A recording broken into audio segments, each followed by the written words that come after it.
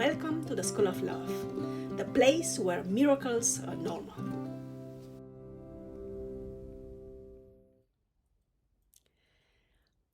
Hello and welcome to the School of Love, the place where we learn practical tools based on scientific research towards improving ourselves, living life to its fullest, and contributing to the best of our abilities to the world around us. I am Dr. Grajdian, and I am a professor of media studies and anthropology at Hiroshima University. In my free time, I am doing my best to guide you in building up a life of contentment, joy, and fulfillment while applying lessons learned in school to overcome the difficulties, challenges, and insecurities of the real world. In today's video, I talk about the obsession with youthfulness in our global society, which appears as an ironic and destructive reaction to the gradually longer lifespans and the increasing graying populations, at this point particularly in the wealthy nations around the world, but obviously confronting in time the entire world.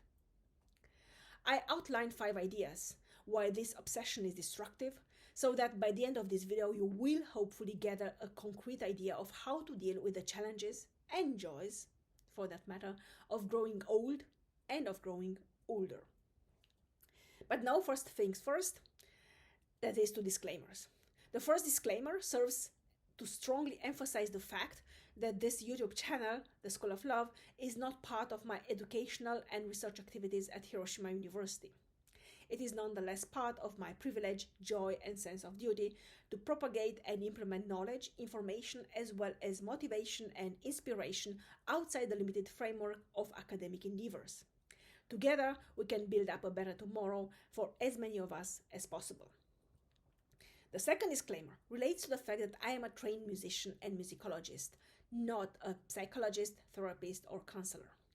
The ideas I am sharing in my videos reflect my deep-going preoccupation with life, my own life and other people's life, and express the results of my experiences, research, and, for better or for worse, my failures, as well as my recovery from those failures.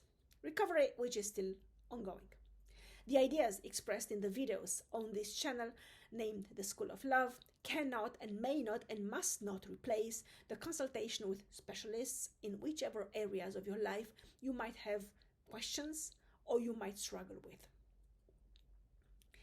If you're new to this channel at this moment, I would like to ask you to please consider subscribing, sharing, liking, commenting. Thank you very, very much. This helps us not only with that mysterious algorithm which seems to dominate the YouTube galaxy, but also with contributing to the expansion of the community of humans doing their best to impact positively the world and those around them by discovering their authentic selves and living life wholeheartedly. Thanks again. And now back to the topic of this video, which is, as I said, the unhealthy obsession. Probably obsessions are always unhealthy, but anyway, the obsession with youthfulness in late modernity, so in the times we're living nowadays. The first idea, the 5 ideas I'm going to share with you refer to finding ways to cope with growing old and growing older in a manner which allows us to live in dignity and without really becoming a burden to those around us when time comes, and it always comes. Nobody gets to survive this life. So firstly, this obsession with youthfulness in current times is very destructive, and it creates a vicious circle, a downward spiral of anxiety, self-hatred, despair, which is then reflected upon the others, commonly those weaker than ourselves. The major problem with being obsessed with youthfulness refers to actually a quite natural instinct, tendency in humans to resent those who come after us. Robert Greene talks in one of his books, I think it's the one related to the laws of power, how it's very important. So I think the first law in the laws of power is do not outshine your master, firstly, and secondly, be aware that those ahead of you will envy you at some point. And all the people always envy. They have this tendency. It's simply built within us ourselves to envy the younger ones because of their exuberance, because of their energy, because of their natural beauty, because of this incredible primordial vitality which characterizes young people. And the older we get, the more we tend to look at them with envy. And envy is a very pernicious emotion. It's something which makes us feel bad because we feel it. At the same time, we cannot really get rid of it. So, and what this what this innate tendency to resent those coming after us compounds it exponentially is the media and the society's obsession with youthfulness. And this really makes old and older people feel even more resentful than they would usually anyway feel in terms of observing the young ones coming after them.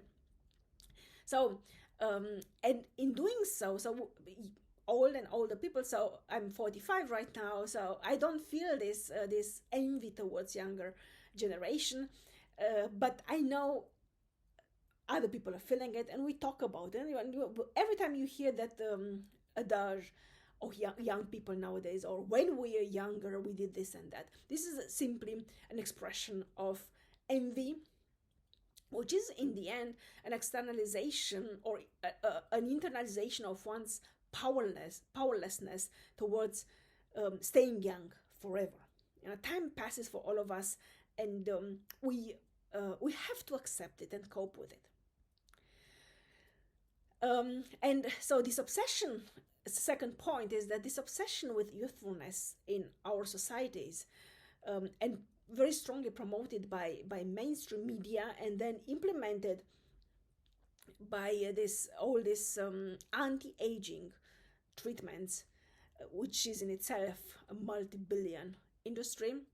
This preoccupation urges us to ask ourselves critical questions related to the side effects of living such long lives, and to observe, before old age sets in, the not so pleasant consequences of high life expectancy. Again, sociologically speaking, there are two different categories. There's this high life expectancy in itself, so how long someone will live before dying, and the other one is healthy longevity. And healthy longevity refers to the ability or to the time frame in which someone can live independently.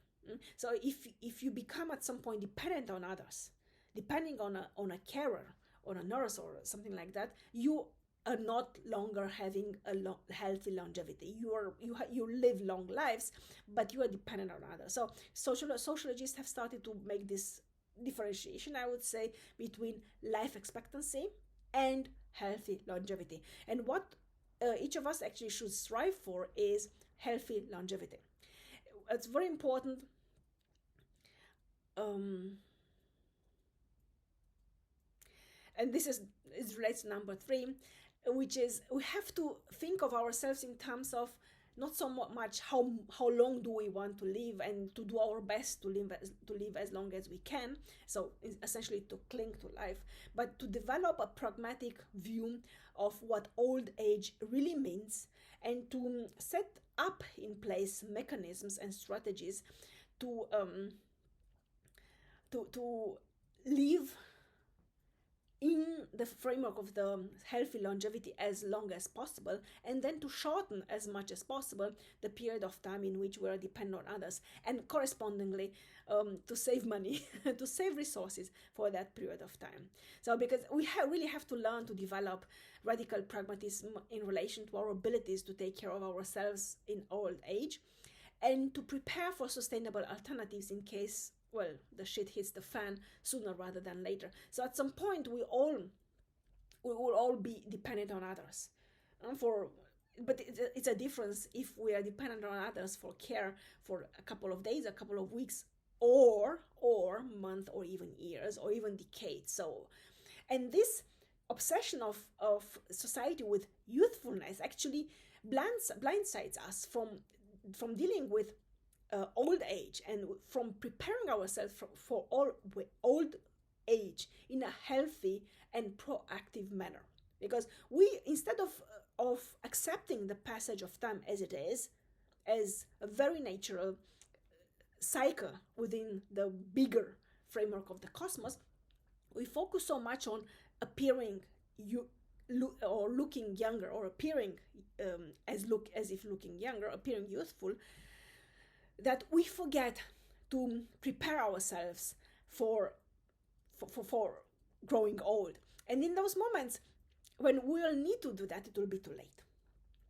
I would say this is why it's so detrimental that media and politicians and social systems focus so much on celebrating youth instead of slowly moving towards celebrating growing old as part of the nature life cycle. And it is our duty, because nobody else cares about it, obviously. It is our duty to develop this radical pragmatism in relation to who we are and in relation to our abilities, and then to prepare resources for old age when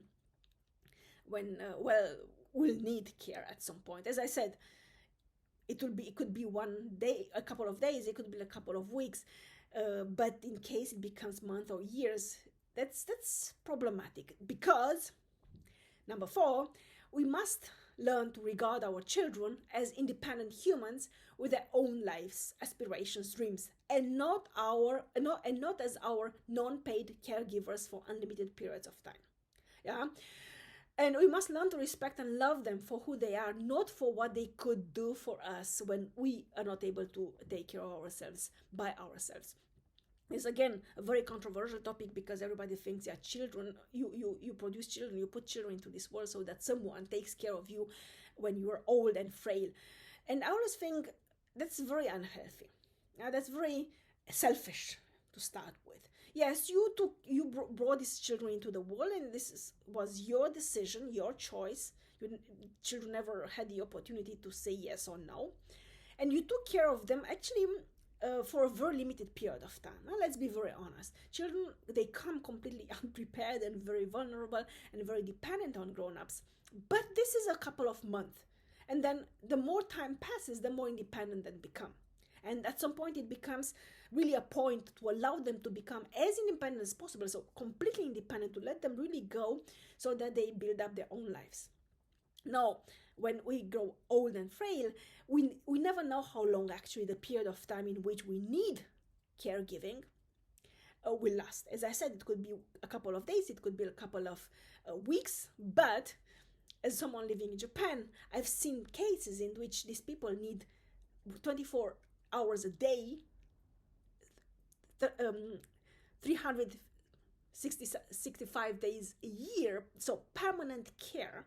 They need permanent care for years, for decades.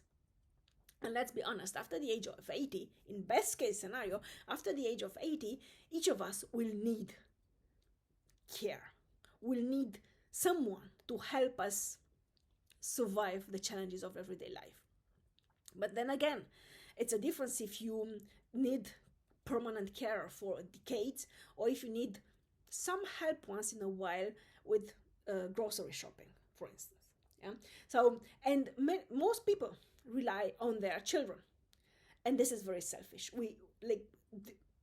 It's our duty to stop thinking like this and to focus on what we can do for the children, and to let them go, live their own lives, and not making them feel guilty so that at some point they will take care of us. This is very, very destructive. So what's the alternative actually when we grow old and frail?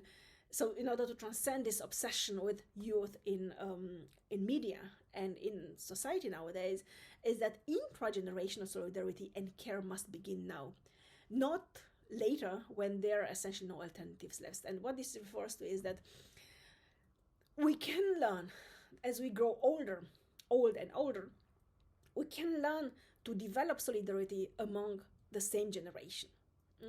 We hopefully, and it is actually to be expected, that not everybody will get sick at the same time. Not everybody will get frail at the same time. There will be some variations, individual variations. So, and those who are less frail can take care of those in a grave state, and then those who come after them will take care, so those over 70 or 80 will take care of those really in their 90s or 100s. So intergenerational solidarity refers to this fact that instead of relying on our children, instead of relying on the active generation to take care of the generation which is now well in its so-called golden years, we have to rely on ourselves and to create structures in which we support ourselves within the same generation and not to rely on those who come after us.